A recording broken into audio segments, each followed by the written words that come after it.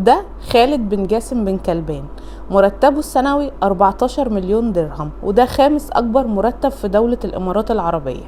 ونائب رئيس مجلس الإدارة وكبير المسؤولين التنفيذيين لشركة دبي للاستثمار. إماراتي الجنسية، وبدأ حياته سنة 83 كموظف في مصرف الإمارات العربية المتحدة. إماراتي الجنسية، وبدأ حياته سنة 83 كموظف في مصرف الإمارات العربية المتحدة المركزي. أما ده فجاسم ثابت، مرتبه السنوي 15 مليون درهم. وظيفته إن هو الرئيس التنفيذي والعضو المنتدب لشركة أبو ظبي للطاقة، وده من سنة 2020. أما هناء الرستماني فمرتبها 17 مليون درهم في السنة، وده لأنها الرئيس التنفيذي لبنك فيرست أبو ظبي. انضمت هناء للبنك من سنة 2000 وفضلت تتدرج في الوظائف لحد ما بقت الرئيس التنفيذي سنة 2020. صنفتها مجلة فوربس ضمن أقوى 100 سيدة في الشرق الأوسط. أما حاتم ديودار فهو مصري الجنسية، ومرتبه السنوي 20 مليون درهم.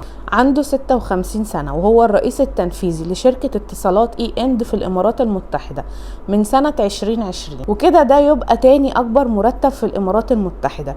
اكتبوا لنا في التعليقات تتوقعوا مين يكون أكبر راتب في الإمارات.